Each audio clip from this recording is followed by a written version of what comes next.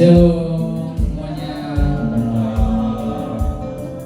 Puji Tuhan ya, kita kembali lagi ke rumah Tuhan, beribadah bersama-sama dengan Tuhan. Seminggu sepekan sudah Tuhan lindungi, Tuhan sudah berkati, diberikan kekuatan, diberikan kesehatan. Itu semua karena anugerah Tuhan. Oke, kita pada hari ini diberikan tema Unshakable Faith, yaitu iman yang tak tergoyahkan. Di Matius 7 ayat 24 sampai 27 ada dua macam dasar. Setiap orang yang mendengar perkataanku ini dan melakukannya, ia sama dengan orang yang bijaksana yang mendirikan rumahnya di atas batu. Kemudian turunlah hujan dan datanglah banjir, lalu angin melanda rumah itu, tetapi rumah itu tidak runtuh sebab didirikan di atas batu. Tetapi setiap orang yang mendengar perkataanku ini dan tidak melakukannya, ia sama dengan orang yang bodoh yang mendirikan rumahnya di atas pasir. Kemudian turunlah hujan dan datanglah banjir, lalu angin melanda rumah itu, sehingga rubuhlah rumah itu dan hebatlah kerusakannya. Dengan firman ini kita sudah tahu ya, Tuhan diberikan dua macam dasar, yaitu ada rumah yang diberikan fondasi di atas batu dan ada juga rumah yang didirikan di atas pasir. Pasti yang pokok di atas batu ya. Nah di sini kan kita diajari dengan iman yang kuat, iman yang teguh. Kalau kita yang goyang pasti roboh, iman kita pasti hancur. Contoh nih, saya juga pernah ngalamin dalam kehidupan saya dulu di masa muda. Ini udah nggak muda lagi ya. Dulu itu lagi masa-masa pacaran. Nah, pacaran itu dulu nggak mandang seiman atau enggak. Nah, itu jelas-jelas salah ya. Nah, makanya Tuhan itu kalau udah dikasih badai pasti akan terlewati gitu. Pasangan tersebut udah jelas salah, akhirnya Tuhan kasih badai. Makanya saya nggak cocok, putus dalam pasangan tersebut. Nah itu sangat-sangat bersyukur gitu. Tuhan itu tahu mana yang benar, mana yang baik, mana yang salah, mana yang buruk. Jadi tetap kuatkan iman kita sama Tuhan, jangan menyimpang. Bangun rumah kita di atas batu, terutama rumah kita di keluarga. Mungkin yuk kita mulai ibadah kita pada hari ini. Saya undang bangkit berdiri, kita berdoa.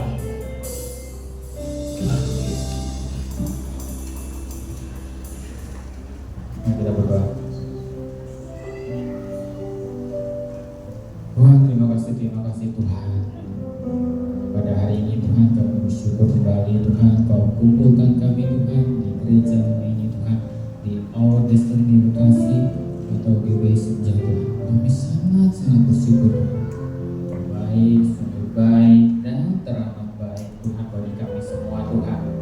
Kau telah menyempurnakan hidup kami satu persatu Tuhan, dalam kesehatan, dalam pekerjaan, dalam studi kami Tuhan.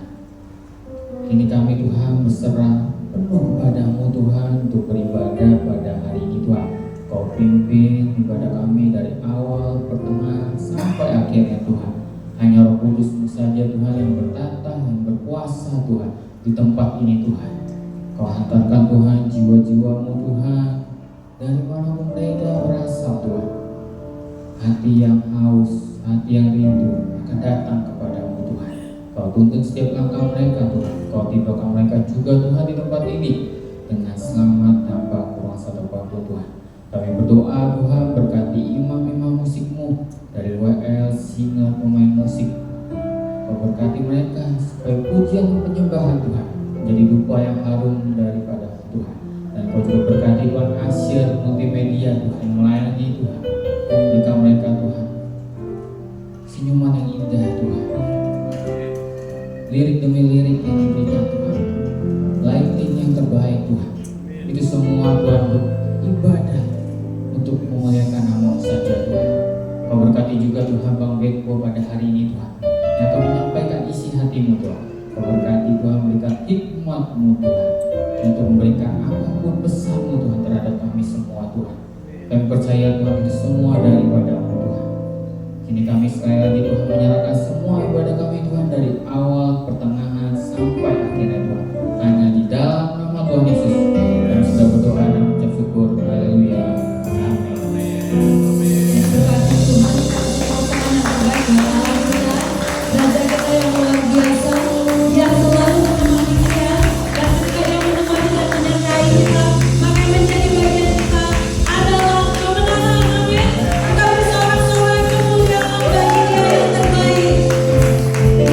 Jasa melakukan perkara-perkara yang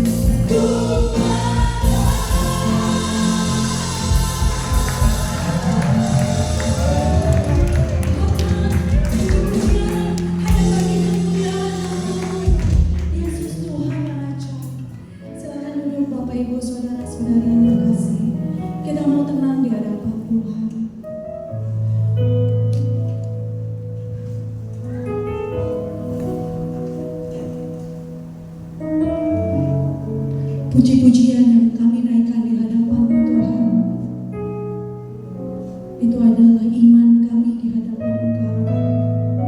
Untuk setiap janji Tuhan, ya dan amin. Namun di dalam setiap perjalanan hidup kami, ada kalanya jiwa kami galau Tuhan. Terkadang jiwa kami gak sejalan dengan firman. Sebab itu pada pagi hari ini kami berdoa, anugerah Tuhan yang mampukan kami untuk kami seirama dengan Engkau. Karena apa yang dikatakan firman, itulah yang menetapkan jalan hidup kami.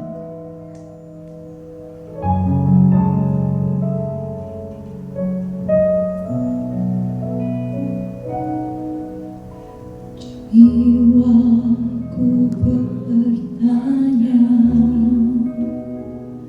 apakah masih ada harapan melewati tangisan, rasa sesak di dada. Imanku berkata, Tuhanku yang pegang kuasa, Dia selalu bekerja meski matahari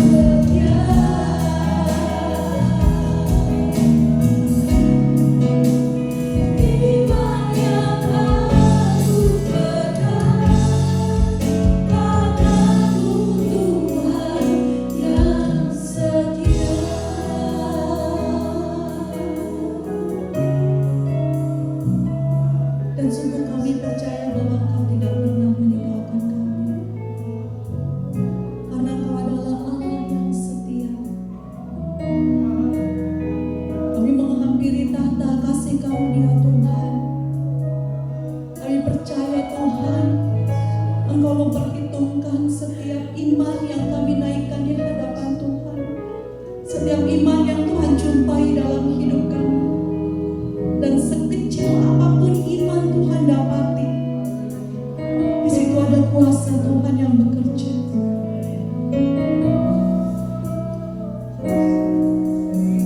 Saya mengundang untuk setiap kita boleh bangkit berdiri.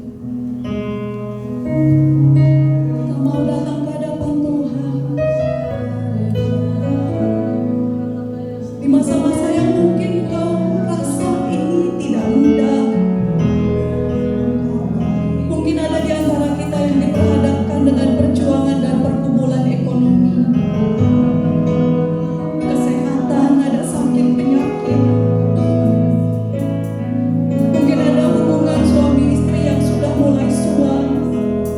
Atau bahkan kau meragukan apakah betul Tuhan masih relevan untuk hari-hari ini.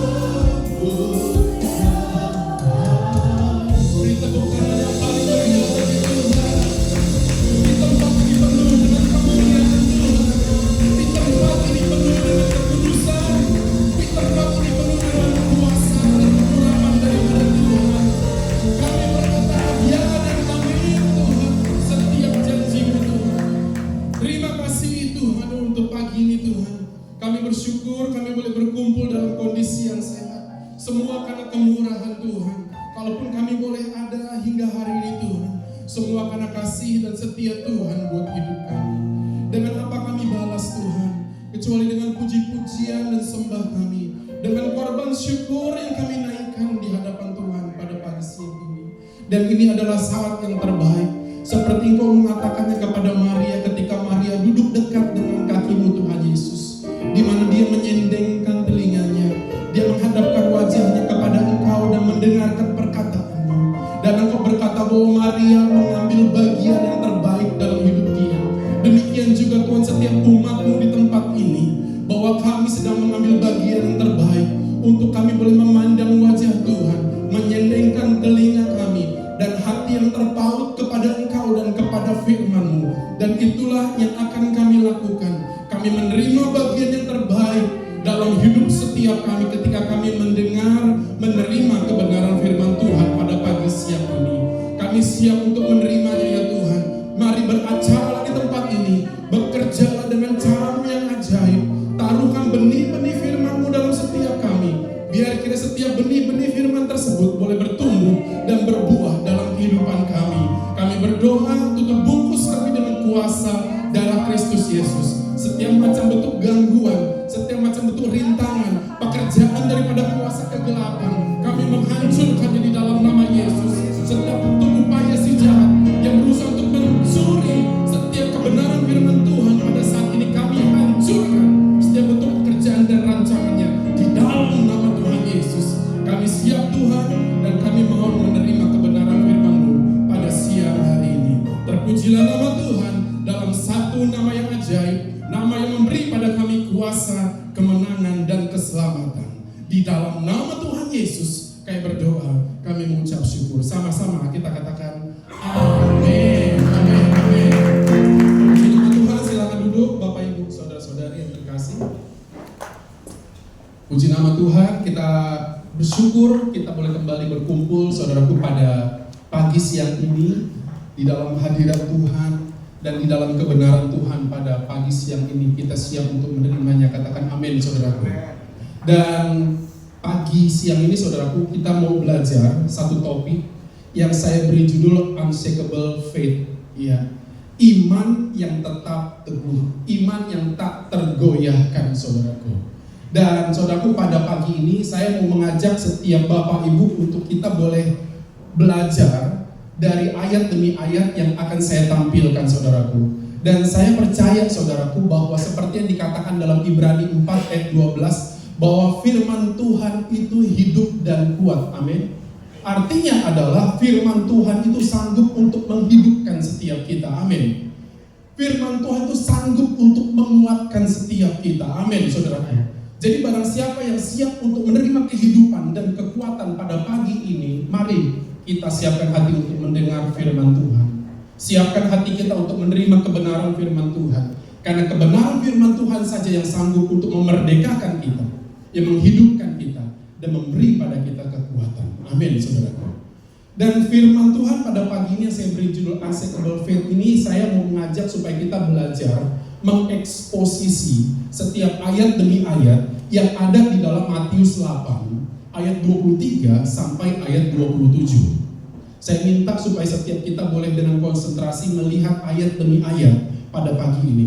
Tutup dulu semua platform yang ada, IG, Facebook, TikTok, dan segala macam. Yuk kita fokus kepada setiap ayat demi ayat yang akan saya bagikan pada pagi ini, saudaraku. Saya percaya bahwa Roh Kudus bekerja untuk menerjemahkan. Saya begitu terbatas, tapi saya percaya Roh Allah tidak terbatas untuk memberikan terjemahan-terjemahan dengan cara ilahi, yang dimana Dia mau menaruhkan dan mau mengubahkan setiap kita seturut dengan kehendak Dia, berangkat daripada kebenaran firman Tuhan pada pagi ini. Matius 8 ayat 23 sampai 27, saya yakin bahwa Bapak Ibu sudah pernah mendengarnya. Judulnya adalah Angin Ribut Diredakan, saudara. Ini adalah sebuah perjalanan Yesus bersama dengan para murid-murid, ya. Dan dikatakan, saya tuliskan di ayat 23. Ayat pertama dalam perikop ini ditulis seperti ini. Lalu Yesus naik ke dalam perahu dan murid-muridnya pun mengikuti Dia. Katakan bersama bersama dengan saya mengikuti Yesus. Mereka mau bertolak ke seberang karena ada sebuah tujuan, ya, ke Gerasa. Yesus bersama dengan para murid-murid. Murid-murid ini adalah pribadi-pribadi yang dengan setia dan taat mengikut Yesus. Mereka masuk dalam sebuah badai, angin ribut, gelombang yang begitu besar. Tapi, saudaraku, coba kita renungkan. Murid-murid adalah seorang yang setia dan taat ikut Yesus. Mereka-mereka yang taat dan setia ikut Yesus pun mereka yang tidak bisa, yang tidak terlewat daripada badai, daripada gelombang, daripada angin ribut. Sekali lagi saudaraku, mereka-mereka yang dikatakan sebagai murid Yesus, yang mereka mengikuti Yesus dengan ketaatan, dengan kecintaan, dengan kesetiaan mereka untuk ikut Yesus, mereka pun tidak terlewat daripada badai, daripada angin ribut, dan juga daripada gelombang-gelombang, saudaraku. Saudaraku, saya mau kasih sebuah pengajaran penting daripada Alkitab, ya, bahwa ada dua jenis badai.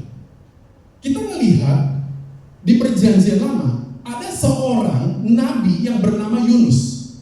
Yunus dikasih perintah sama Tuhan supaya engkau pergi ke sebuah kota yang namanya Niniwe. Kau beritakan apa yang menjadi isi hatiku kepada Niniwe dan kepada penduduk Niniwe. Sampaikan apa yang menjadi firmanku kepada mereka. Tapi nabi ini yang bernama Yunus ini bandel, saudaraku. Dia tahu kehendak Allah bagi dia yang harusnya pergi ke Niniwe, tapi dia tidak melakukannya. Melainkan dia pergi kemana? Pergi ke Tarsis. Dia pergi naik kapal. Ketika pergi naik kapal laut, di tengah laut datanglah gelombang, datang angin ribut, datanglah badai. Semua porak-poranda. Sampai akhirnya kita sama-sama tahu. Di sekolah minggu juga seringkali diceritakan bahwa dia jatuh ke laut.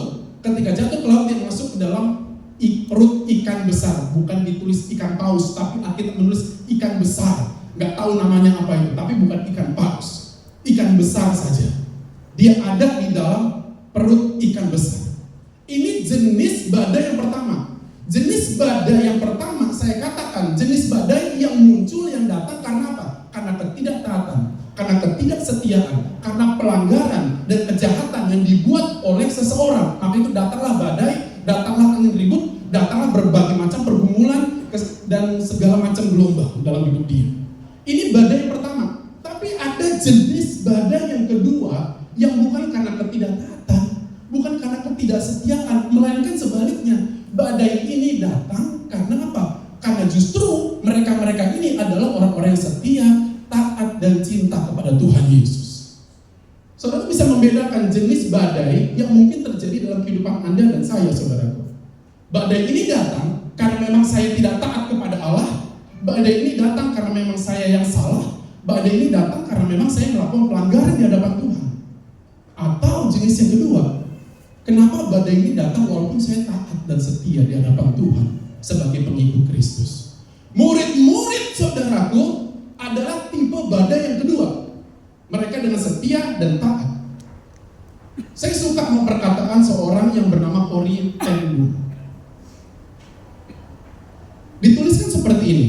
Next slide. Tempat teraman di seluruh dunia adalah berada tepat di tengah-tengah kehendak Allah. Bahkan jika itu berada di tengah badai yang mengamuk. Saya ulang. Tempat teraman di seluruh dunia adalah berada tepat di tengah-tengah kehendak Allah. Bahkan jika itu berada di tengah badai yang mengamuk. Apabila Anda berada di tempat yang nyaman tapi itu tidak di dalam kehendak Allah, saudaraku, itu bisa menjadi satu tempat yang mungkin gak aman, saudara. Saya setuju dengan apa yang dikatakan seorang misionaris ini, Corrie ten Boom. Dia bilang tempat teraman di atas muka bumi ini adalah tepat berada di tengah-tengah kehendak Allah, walaupun engkau dan saya sedang mengalami badai. Murid-murid pun mengalami seperti itu. Di ayat 24, next slide, dituliskan, sekonyong-konyong mengamuklah angin ribut di danau itu, sehingga perahu itu ditimbus gelombang, tetapi Yesus tidur. Saudaraku, kata-kata sekonyong-konyong ini seperti kayak melompat ke saya. Nggak ada permasalahan yang datang dengan memberikan notifikasi dulu. Nggak ada problem atau badai yang dimana dia ngasih info by WA ke kita. Halo Ubedko, besok kamu akan jatuh. Halo, kamu besok akan dikecewain teman kamu loh. Halo B, kamu besok akan punya masalah dengan pasangan hidup kamu. Halo C, kamu akan punya problem yang berat di kantormu besok atau lusa. Nggak ada notifikasi seperti itu, nggak ada informasi seperti itu. Badai itu bisa datang anytime, kapan aja. Oleh karena itu ditulis sekonyong-konyong.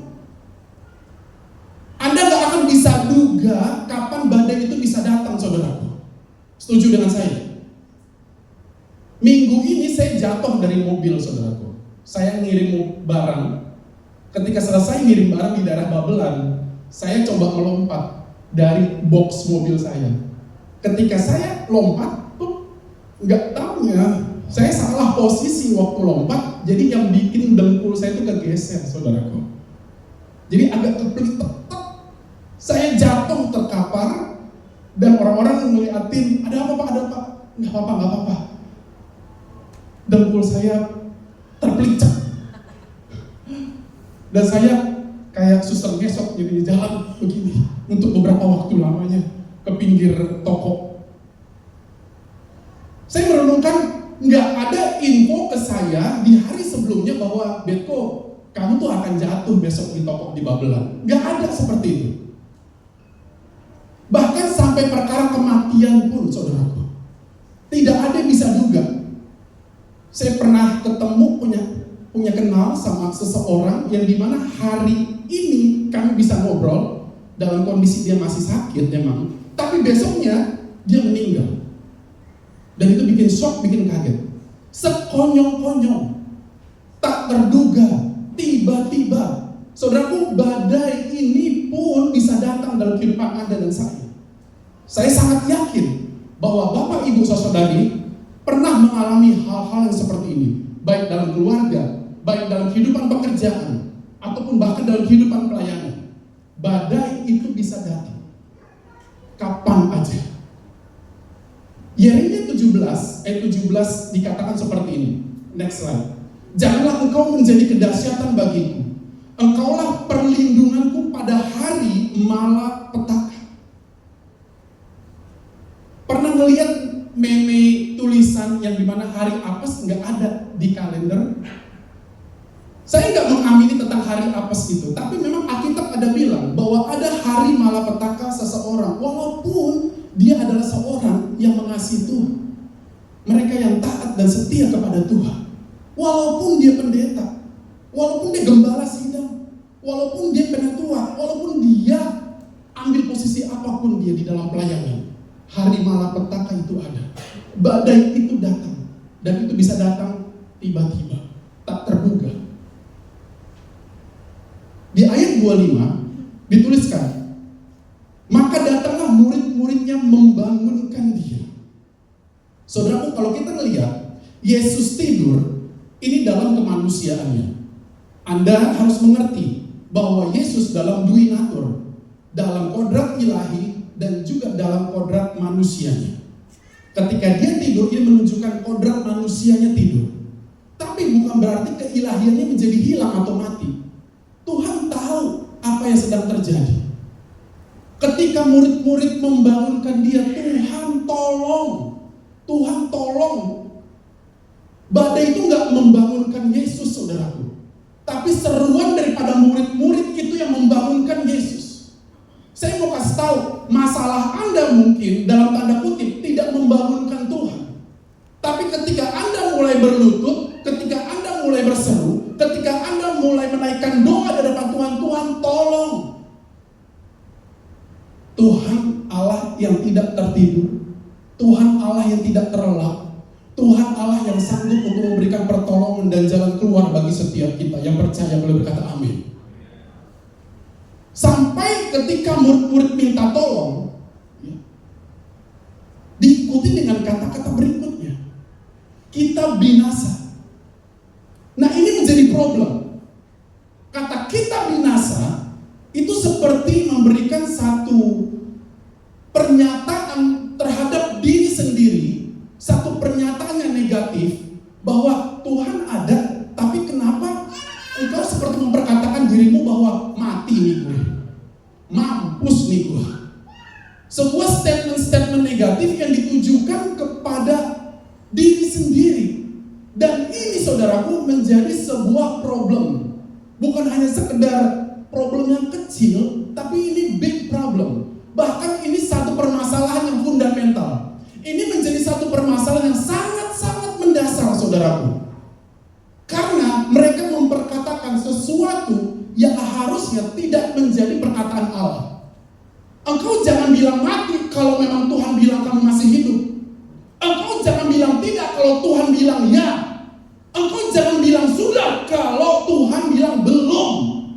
Engkau jangan berhenti kalau Tuhan bilang berjalan. Mereka sedang melakukan seperti itu. Mereka sedang berusaha untuk lebih berdaulat daripada Tuhan sendiri.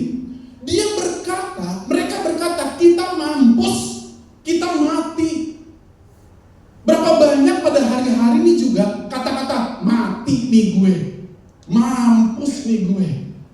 Mereka sedang memperkatakan sesuatu dan mereka sedang memperkatakan satu statement of faith tentang dirinya sendiri bahwa gue endgame, kelar nih gue. Tidak seperti itu saudaraku. Saudaraku perhatikan bahwa perkataan-perkataan ini ya ditegur oleh Tuhan Yesus.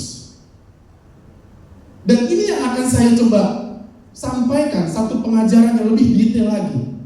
Perhatikan ayat 26. Bagaimana respon Tuhan Yesus terhadap pernyataan daripada murid-murid? Dikatakan, mengapa kamu takut? Kamu yang kurang percaya. Ini ada dua statement yang penting. Mengapa kamu takut? Kata takut di situ adalah deilos, saudaraku. Kata deilos itu adalah seseorang yang sedang diperhamba, dikuasai, dibelenggu oleh spirit ketakutan, saudaraku. Jadi ketakutan bukan perkara masalah emosional belaka, tapi ada spirit phobos, fobia, satu ketakutan. Padahal Tuhan Yesus ada di situ.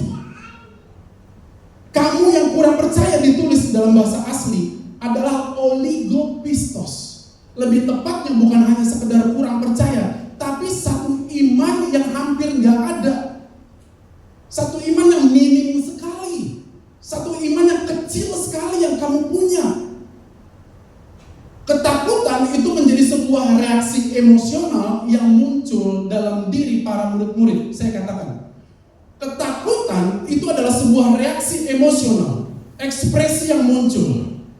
Berikutnya adalah kurang percaya, oligopistos adalah sebuah akar masalah yang dihantam oleh Tuhan Yesus. Beberapa daripada setiap kita, banyak dari kita yang bereaksi terhadap perkara-perkara tertentu. Banyak dari kita yang bereaksi terhadap badai, terhadap gelombang, dan reaksi itu bisa macam-macam. Dan yang menentukan reaksi-reaksi itu adalah akar daripada diri seseorang tersebut. Apabila Anda memiliki akar yang baik, maka buahnya pun baik, daunnya pun baik. Apabila Anda punya akar yang bermasalah, maka buahnya pun bermasalah, pohonnya pun bermasalah, perkataanmu pun akan menjadi perkataan yang menjadi masalah. Tindak tandukmu juga akan bisa bermasalah. Karena apa? Inilah yang disikat sama Tuhan Yesus. Bahwa kamu yang kurang percaya, oligopistos, agar akar permasalahan spiritual yang murid-murid miliki itu dihantam sama Tuhan Yesus. Kamu yang kurang percaya. Saudaraku perhatikan. Lalu bangunlah Yesus menghardik angin dan danau itu. Maka danau itu menjadi teduh sekali. Saudara perhatikan dengan baik bahwa statement daripada Tuhan Yesus itu tidak kepada badai, tidak kepada gelombang, tapi statement daripada Tuhan Yesus pertama kali kepada para murid-murid, kepada masalah kejiwaan mereka, kepada masalah spiritual mereka, tidak kepada gelombang, tidak kepada badai. Jangan dibalik, saudaraku.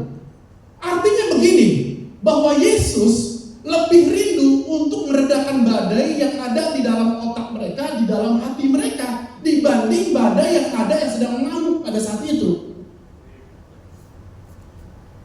Dengan cara yang sama Tuhan Yesus juga mau mengerjakan hal itu bagi setiap kita, saudaraku. Anda dan saya pasti punya badai.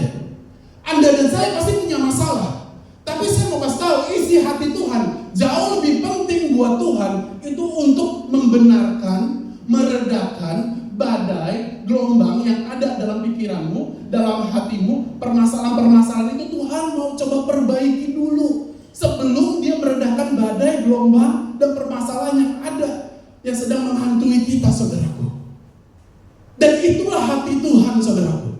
Tuhan sedang menunjukkan, begini loh, saya punya pola seperti ini. Saya nggak akan bereskan badai-badai itu sebelum saya bereskan kamu dulu. Tuhan kerjakan itu di dalam saya, saudaraku. Sebelum permasalahan diri kita diberesin, saudaraku, bisa jadi permasalahan di luar kita itu nggak akan beres-beres. Sebelum saya menjadi suami yang baik bagi istri saya, akan banyak permasalahan-permasalahan yang muncul di dalam rumah tangga saya. Sebelum seorang istri menjadi seorang istri yang baik, menjadi seorang istri yang bijaksana, bisa jadi perjalanan pernikahannya akan amburadul.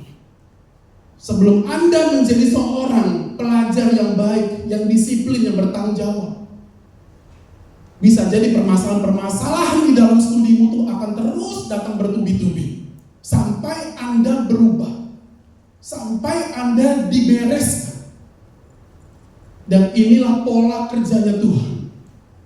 Sebelum Anda menerima masa depan yang cerah, yang gilang gemilang dalam perjalanan hidup Anda, hal ini yang harus dibereskan terlebih dahulu. Amin, saudara.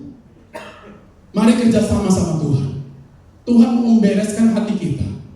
Tuhan mau beresin akar spiritual yang menjadi permasalahan hidup kita. Supaya apa? Supaya Anda dan saya boleh menerima masa depan yang gilang gemilang. Amin, saudaraku.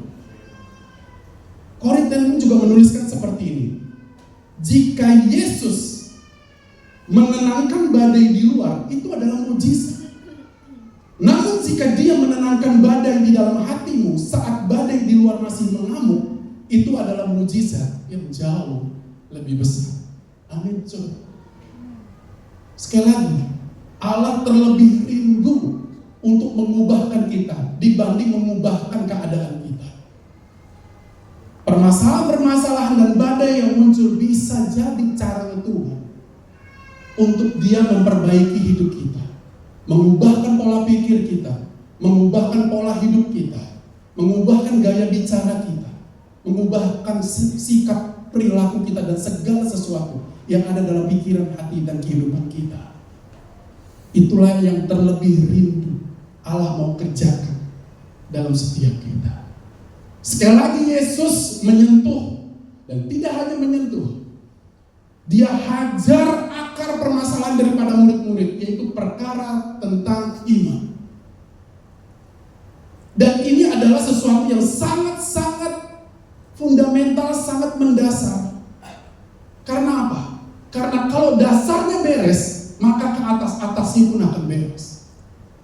Tuhan Yesus memberikan sebuah pengajaran bahwa barang siapa yang mendengar dan melakukan firman-Ku, mereka seperti rumah yang didirikan di atas batu yang teguh.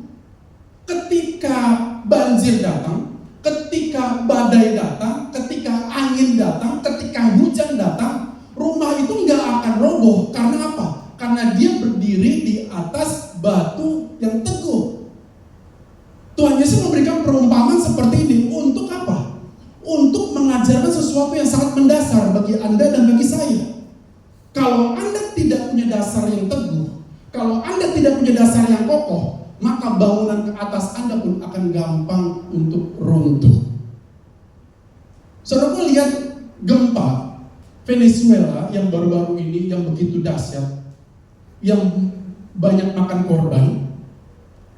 Saya melihat sebuah tayangan, dalam sebuah goncangan, bangunan-bangunan banyak kali yang runtuh. Tapi ada bangunan-bangunan yang tetap berdiri kokoh.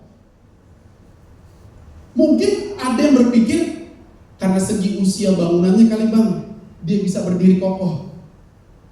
saya yakin ada orang arsitektur di sini mungkin, ya, ada orang sipil. Bagaimana pentingnya sebuah bangunan didirikan dengan fondasi yang kuat, saudara. Sebuah bangunan dengan fondasi yang kuat itu akan menghasilkan bangunan yang kuat juga. Walaupun datang gempa, walaupun datang badai, walaupun datang gelombang macam apapun, dia tetap akan berdiri kokoh. Demikian juga saudara, bagi setiap Anda dan bagi saya. Saya akan membagikan satu kebenaran firman Tuhan yang tertulis dalam Ibrani 11 ayat 1. Next slide. Iman adalah dasar, sebuah hal yang substansi, sebuah hal yang sangat mendasar.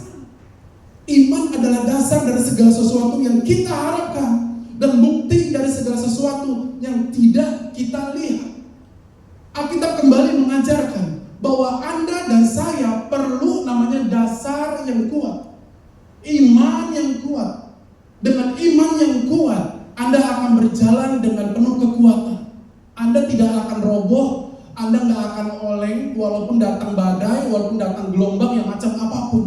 Anda tetap menaruh percaya hanya kepada Yesus. Anda hanya menaruh percaya kepada janjinya Tuhan. Anda nggak akan lari ke orang pintar, Anda nggak akan lari ke dukun, Anda nggak akan lari ke peramal-peramal, Anda nggak akan lari bahkan ke motivator-motivator dunia. Anda akan datang hanya kepada Tuhan dan Anda akan mendengar firman Tuhan. Demikianlah orang-orang yang memiliki dasar yang kuat di dalam pengenalan mereka akan Tuhan. Dan bagaimana iman itu bisa terbangun? Bagaimana substansi ini bisa terbangun dengan kuat? Di dalam Roma 10 ayat 17, iman timbul dari apa? Dari pendengaran. Pendengaran akan apa? Pendengaran oleh firman Kristus. Oleh karena itu saudaraku, perhatikan dengan baik bahwa apa yang Anda dengar pada hari-hari ini itu akan mempengaruhi fondasi kehidupan Anda. Apakah Anda mendengar YouTuber-YouTuber yang agak-agak belok?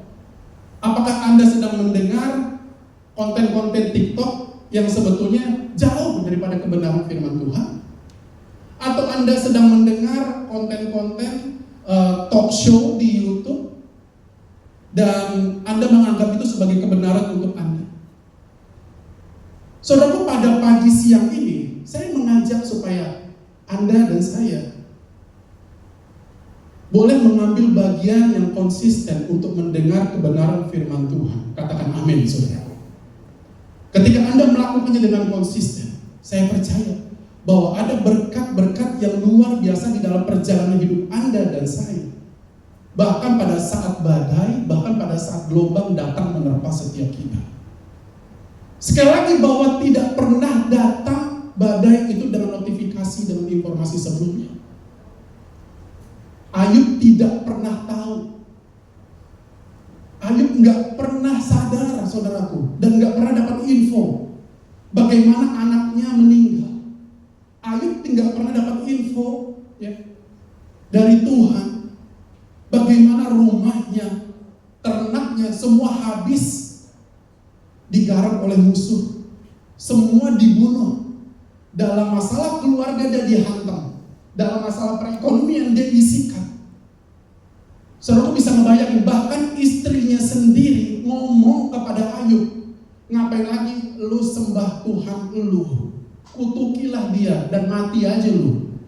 Bahkan istri sendiri ngomong seperti itu. Tapi Ayub tercatat sebagai orang yang saleh dan penuh dengan iman, saudaraku. Dia berkata dengan pernyataan yang sangat terkenal, Allah yang memberi dan Allah juga yang mengambil. Blessed be the name of the Lord. Terpujilah nama Tuhan. Ini adalah tipe-tipe pernyataan seseorang yang penuh dengan iman. Ini adalah tipe-tipe seseorang yang kuat dalam fondasi iman dia, saudaraku. Walaupun keluarganya dihantam, walaupun perekonomiannya dihancurkan, dia tetap berkata bahwa Tuhan yang memberi, Tuhan juga yang mengambil. Terpujilah nama Tuhan. Dan Alkitab mencatat bahwa Ayub tidak ditemukan salah di dalam masalah ucapan dan perkataannya, walaupun dia dalam satu kondisi yang babak belur seperti itu. Saudaraku, Anda dan saya belum masuk dalam satu kondisi seperti Ayub.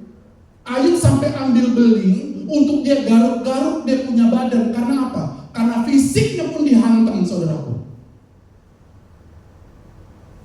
Tapi apa yang dikatakan Ayub luar biasa, saudara.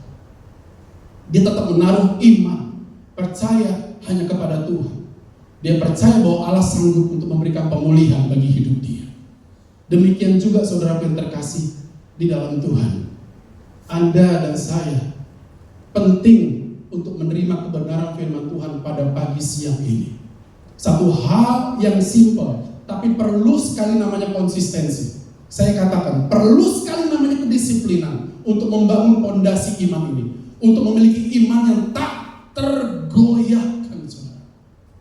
Ayat yang terakhir, ayat 2, Mazmur 1 ayat 2 sampai 3 dituliskan, tetapi yang kesukaannya ialah Taurat Tuhan dan yang merenungkannya siang dan malam. Ia seperti pohon yang ditanam di tepi aliran air, yang menghasilkan buahnya pada musimnya dan yang tidak layu daunnya. Apa saja yang diperbuatnya berhasil, saudaraku. Saudaraku, kata-kata merenungkan ini bukan hanya sekedar kayak merangan-angan dalam bahasa Batak, saudaraku. Kayak ngayal-ngayal begitu. Terus kayak melihat huruf-hurufnya, bukan seperti itu.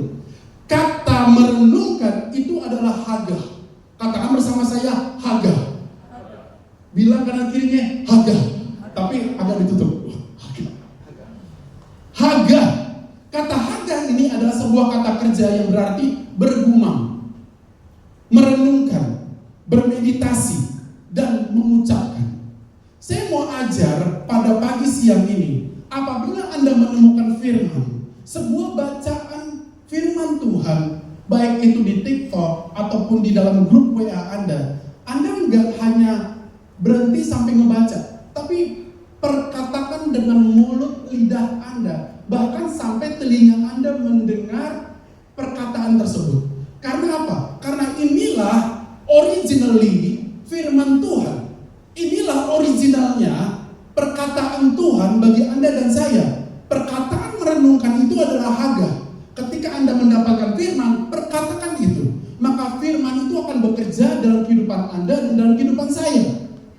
Tidak berkata-kata, mampus deh gue, binasa deh gue. No, seperti itu. Tidak seperti itu. Iman adalah sesuatu yang mutlak harus diperkatakan. Oleh karena itu ada namanya statement of faith. Apa yang Anda percaya, perkatakan itu. Maka akan ada kuasa yang bekerja dalam hidup Anda dan dalam kehidupan saya. Amin, saudaraku. Di dalam perkataan kita ada kuasa, saudaraku. Dari mulut bayi-bayi, Tuhan telah menaruhkan perkataan yang penuh dengan kuasa. Untuk apa? Untuk membungkam kekuatan musuh, saudaraku. Saudaraku, bahkan dari mulut bayi-bayi dikatakan oleh Alkitab. Apalagi Anda dan saya. Tanggalkan perkataan-perkataan negatif. Tanggalkan perkataan-perkataan yang pesimis. Mulai mengenakan perkataan firman Tuhan dalam kehidupan Anda dan dalam kehidupan saya. Dikatakan perkataan itu siang dan malam. Artinya siang dan malam itu perlu namanya konsistensi. Perkataan bersama dengan saya konsistensi. Siang dan malam itu artinya ini masuk dalam waktu kronos. Ada dua waktu dalam Alkitab. Yang pertama adalah waktu kairos, yang kedua adalah waktu kronos. Waktu kairos adalah waktu atau momentum ilahi. Seseorang yang hamil dalam waktu 9 bulan, bayi yang ada dalam janinnya, dia masuk dalam waktu-waktu kronos. Akan ada waktu kairosnya Allah, di mana bayi itu akan keluar dan lahir mamanya. Itu adalah waktu kairosnya Allah. Tanggal lahir Anda adalah kairosnya Allah menghadirkan Anda di atas muka bumi ini. Tapi ketika Anda masih di dalam rahim mama, dalam rahim ibu kita, itu adalah masuk waktu-waktu kronos. Waktu yang regularly. Dikatakan bahwa merenungkan itu bukan dalam waktu kronos, bukan dalam waktu kairos, tapi waktu kronosnya Allah. Siang dan malam day by day. Jangan Anda ketika masuk dalam hari malapetaka, baru Anda mulai merenungkan. Salah. Justru pada masa-masa yang seperti ini nih, bang, kehidupan gue baik-baik aja, bagus. Tapi dalam masa-masa baik-baikmu itulah kau penting sekali untuk merenungkan firman Tuhan. Penting banget untuk memperkatakan firman Tuhan. Penting banget kamu menerima firman Tuhan. Karena akan ada kairos, momentum ilahi, di mana kau nggak pernah duga bahwa datang itu badai, datang itu masalah, datang itu gelombang. Tapi ketika badai, gelombang itu datang untuk mereka-mereka yang merenungkan firman Tuhan siang dan malam, mereka yang akan tetap kuat, mereka yang akan tetap bertindak, mereka yang tetap berjalan, mereka yang tetap move on bersama-sama dengan Tuhan, karena mereka percaya bahwa Tuhan sanggup untuk melepaskan setiap mereka. Amin, saudaraku. Daniel adalah sebuah contoh. Sadrak, Mesak, dan Abednego adalah contoh di Alkitab, saudara. Mereka punya kisah-kisah yang dahsyat. Mereka gak pernah duga bahwa mereka, Sadrak, Mesak, dan Abednego akan masuk dalam dapur perapian yang menyala-nyala. Gak ada WA kepada mereka. Tuhan gak pernah ngasih info ke mereka bahwa mereka akan masuk dalam dapur perapian. Daniel juga demikian, saudaraku. Tuhan gak pernah ngasih info, Daniel, lu akan masuk gua singa. Lu akan ketemu dengan singa-singa yang lapar, singa-singa yang besar. Daniel gak pernah tahu. Tapi ketika masuk waktunya di mana mereka harus masuk dapur perapian, dan ketika Daniel masuk gua singa, sebelum hari itu, sebelum momen itu, mereka adalah orang-orang yang konsisten. Amin, saudara. Mereka orang-orang yang taat dan setia. Alkitab mencatat bahwa Daniel 3 kali sehari menghadap Allahnya. 3 kali sehari dia bersekutu dengan Tuhan. 3 kali sehari dia menaikkan sembahnya kepada Tuhan. Di dalam masa-masa kronosnya dia. Dan ketika masuk kairosnya Allah, dia masuk dalam gua singa. Daniel mengutuk? Tidak. Daniel mengumpat di hadapan Tuhan? Enggak. Daniel mengucapkan kata-kata yang salah terhadap dirinya sendiri. Mampus deh gue, mati deh gue. Enggak, saudaraku.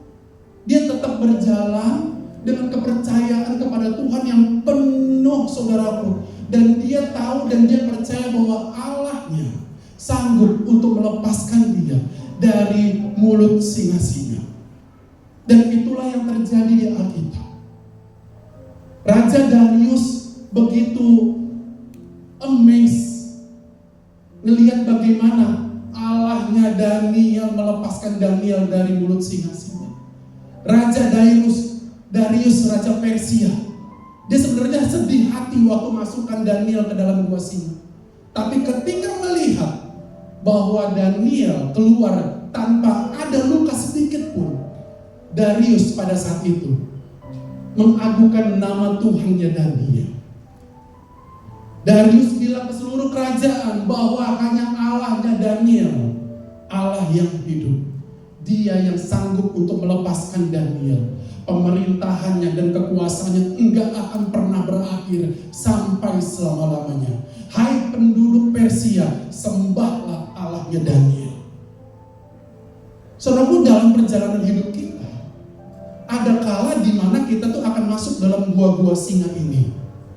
Pasti itu. Gua depresi, gua kekecewaan, bukannya gue ya, gua kepahitan, ya, gua permasalahan di dalam kantor kita, di dalam rumah tangga kita. Anda akan masuk, bukannya mengangini ya, tapi ini satu hal yang memang pasti.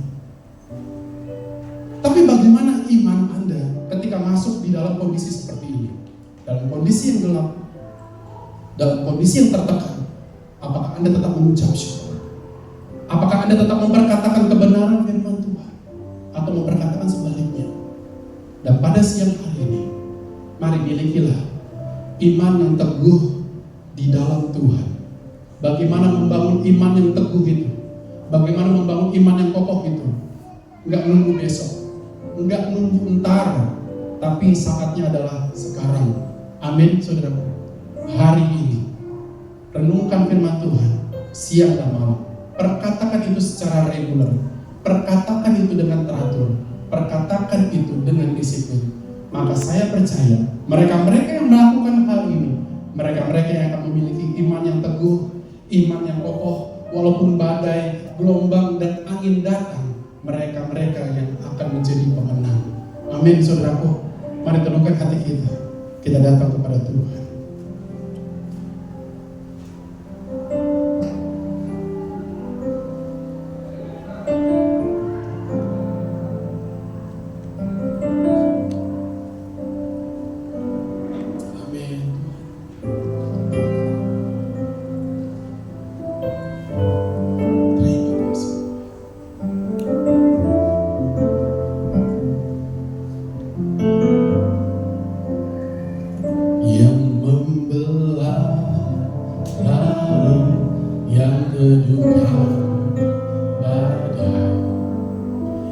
Mustahil pun terjadi karena kuasa-Mu yang pegang hidupku, yang Buka jalan bagiku.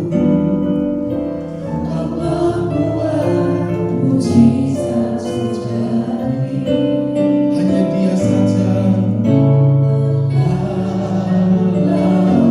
Perkatakan dengan iman, mungkin pada hari-hari ini Anda sedang dalam badai, Anda sedang dalam gelombang, Anda sedang dalam sebuah gua yang gelap. Perkatakan dengan penuh iman bahwa Dia Allah yang sanggup untuk membelah lautan. Mujizat terjadi. Amin Tuhan. Laut yang terbuka, badai yang mustahil pun terjadi karena kuasa-Mu yang pegang. Amin Tuhan, Kau Allah yang sanggup untuk membukakan jalan bagi setiap kami. Terpujilah Engkau Tuhan. Mari katakan dengan iman, saya mengajakmu setiap kita boleh bangkit berdiri. Yang membelah laut, yang terbuka badai. Amin. Tuhan Allah yang sanggup untuk melakukan yang ajaib dalam hidup setiap kami. Terima kasih Tuhan, kami tetap naikkan syukur. Amin Tuhan. Kau membuat mujizat. Katakan sekali lagi, yang membelah lautan. Engkau Tuhan Allah yang berkarya dengan ajaib bagi keluarga kami. Engkau Tuhan yang bekerja di dalam pernikahan kami. Engkau Allah yang bekerja dengan cara-Mu yang ajaib bagi pekerjaan kami, bagi studi kami. Engkau Tuhan yang pegang hidup kami. Kami enggak akan menjadi kecewa, kepahitan Tuhan. Tidak Tuhan. Tapi kami mau menaruh percaya hanya kepada Engkau. Kau membuat mujizat sejati. Kau membuat mujizat sejati. Kau membuat mujizat sejati. Tuhan, aku berdoa pada siang hari ini untuk beberapa saudara-saudariku Tuhan yang mungkin dalam satu kondisi masuk dalam sebuah gua yang begitu gelap, dalam sebuah tekanan hidup yang begitu hebat, dalam sebuah badai, gelombang yang begitu kencang. Tuhan, pada pagi siang ini Tuhan, kami mau menaruh percaya kepada Tuhan. Seperti Ayub berkata bahwa Tuhan yang memberi dan Tuhanlah yang mengambil, terpujilah nama Tuhan. Ucapan mulut lidah kami Tuhan tetap mengagungkan nama Tuhan. Dalam permasalahan hidup kami tidak lari kepada manusia, tapi kami mau lari hanya kepada Tuhan. Kami enggak mengandalkan manusia, kami enggak mengandalkan pengalaman dan keterampilan manusia, tapi kami mau andalkan kuasa dan jalan keluar yang datang hanya daripada Tuhan. Tuhan, tolong setiap kami dengan segala kekurangan dan keterbatasan kami.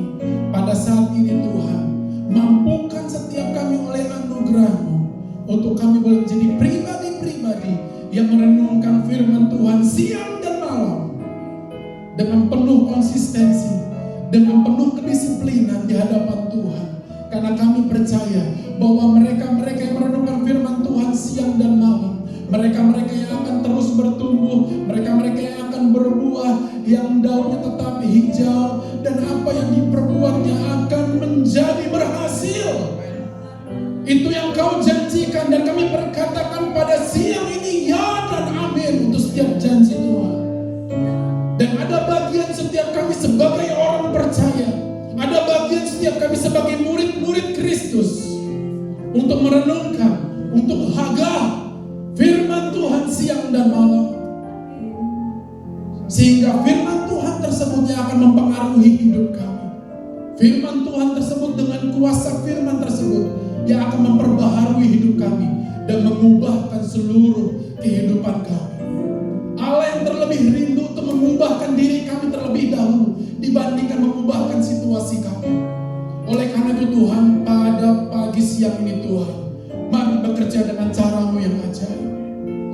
Mari berkaryalah Tuhan dengan cara-Mu yang dahsyat dalam setiap kami, untuk mengubahkan kami, supaya kami boleh menjadi pribadi-pribadi yang berkenan di hadapan Tuhan, menjadi pribadi-pribadi yang serupa seperti Kristus Yesus, yang penuh dengan iman yang kokoh, dengan iman yang teguh dalam setiap musim kehidupan kami.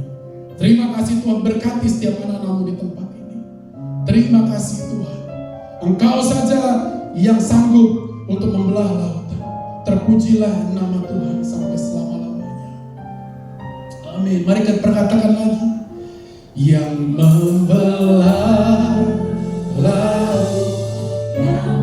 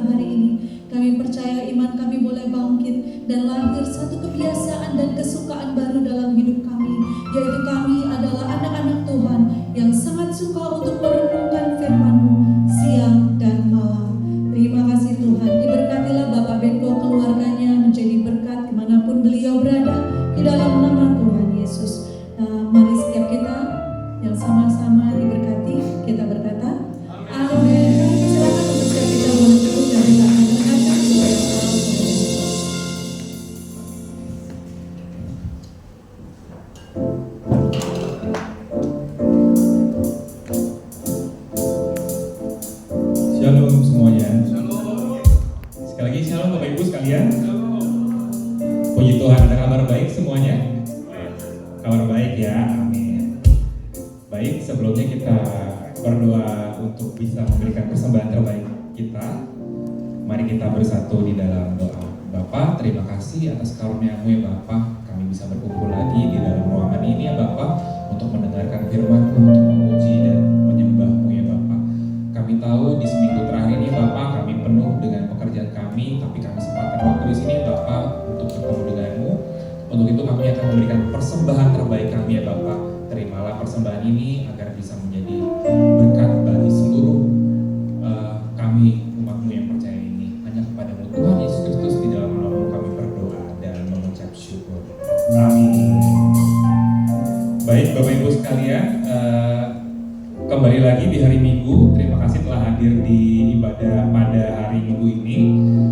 Saya ingin mengundang bagi Bapak Ibu yang untuk bisa memberikan persembahan dan perpuluhannya lewat akun Kris yang ada di depan bangku Bapak Ibu sekalian, ataupun bisa nanti memberikan fisik dengan meminta amplop. Jadi bagi Bapak Ibu sekalian yang membutuhkan amplop, silakan tunjuk tangan, nantinya akan diberikan oleh tim. Selanjutnya, bagi Bapak dan Ibu sekalian, apakah ada yang baru pertama kali hadir di dalam ibadah pada hari Minggu ini? Ada?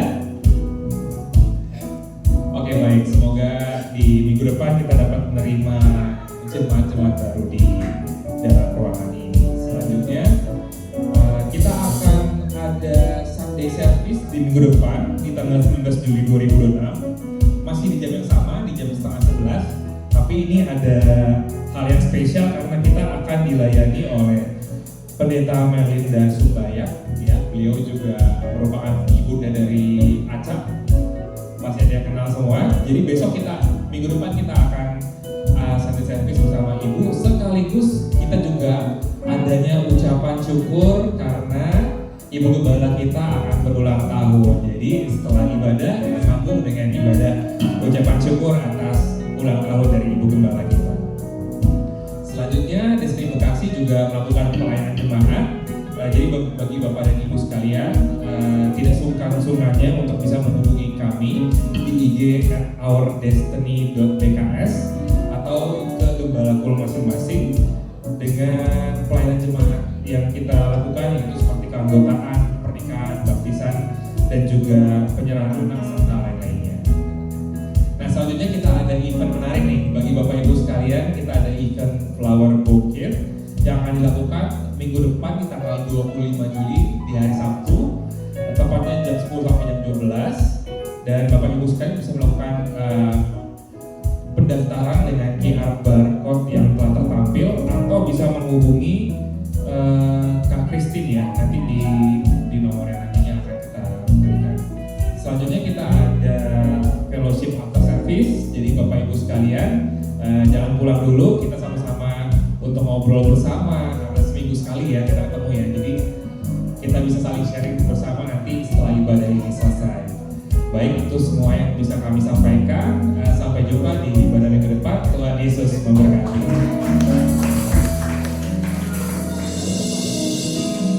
Bapak Ibu yang terkasih di dalam Tuhan, saya mohon untuk setiap kita boleh bangkit berdiri dan kita akan menutup ibadah ini dengan doa syafaat dan meninggikan nama Tuhan.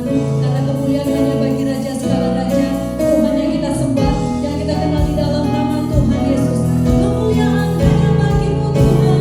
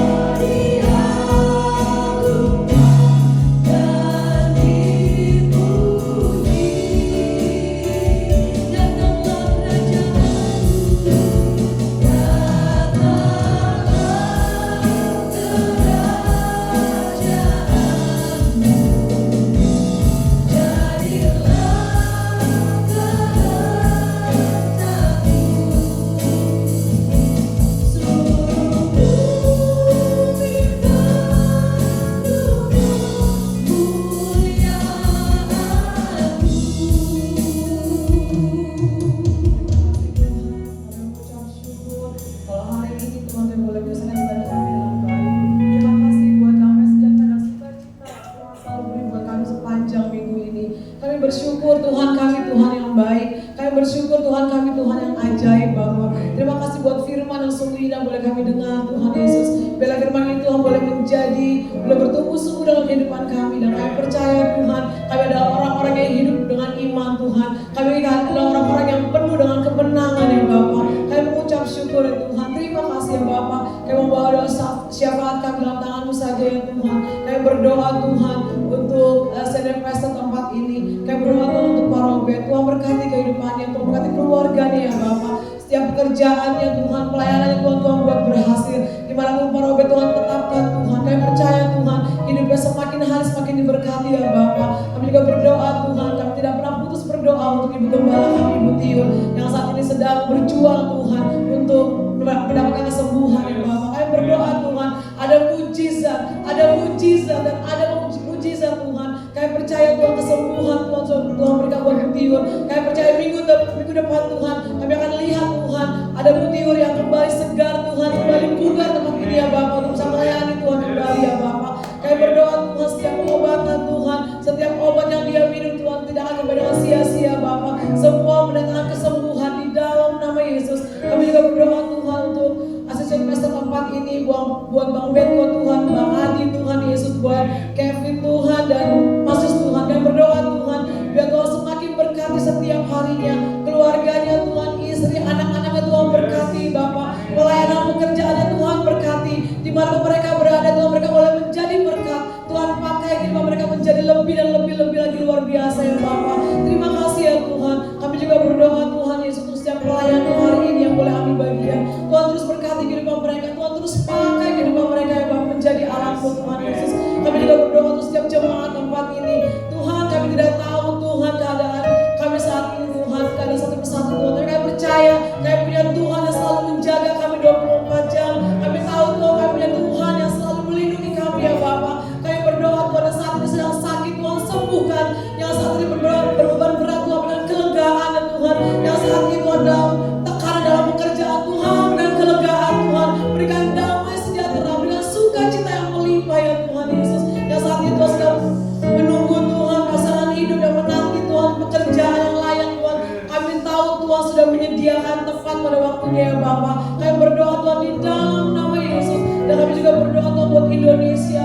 Kami berdoa buat bangsa kami. Kami percaya Tuhan ada kebangkitan, ada pemulihan Tuhan Yesus. Kami berdoa Tuhan setiap pemimpin yang ada Tuhan berkati ya Tuhan, biar mereka boleh bekerja dengan takut akan Engkau ya Bapak. Kami juga berdoa Tuhan untuk tempat ini, buat lagu, buat pohonnya Tuhan, buat manajemennya Tuhan. Kami berdoa Tuhan Yesus, di dalam nama Yesus Tuhan terus berkati tempat ini ya Bapak. Terima kasih ya Tuhan, sebentar kami mau pulang Tuhan, kami mau menerima berkat daripada-Mu. Bapak Ibu Saudara kekasih Kristus, mari kita mengangkat tangan dan hati kita untuk menerima berkat-berkat surga. Pulanglah dan terimalah berkat yang berlimpah-limpah, damai sejahtera dan anugerah keselamatan dari Allah Bapa, kasih karunia dari Tuhan kita Yesus Kristus, dan persekutuan yang indah dengan Allah Roh Kudus yang senantiasa memberkati, menyinari, melindungi serta memperhadapkan wajahnya kepada kita semua, mulai hari ini sampai Maranatha, sampai Tuhan Yesus datang kembali untuk yang kedua kali, menjemput kita semua di awan permai, bahkan sampai selama-lamanya. Di dalam nama Tuhan Yesus Kristus, kita yang percaya dan sudah diberkati Tuhan, sama-sama kita katakan Amin.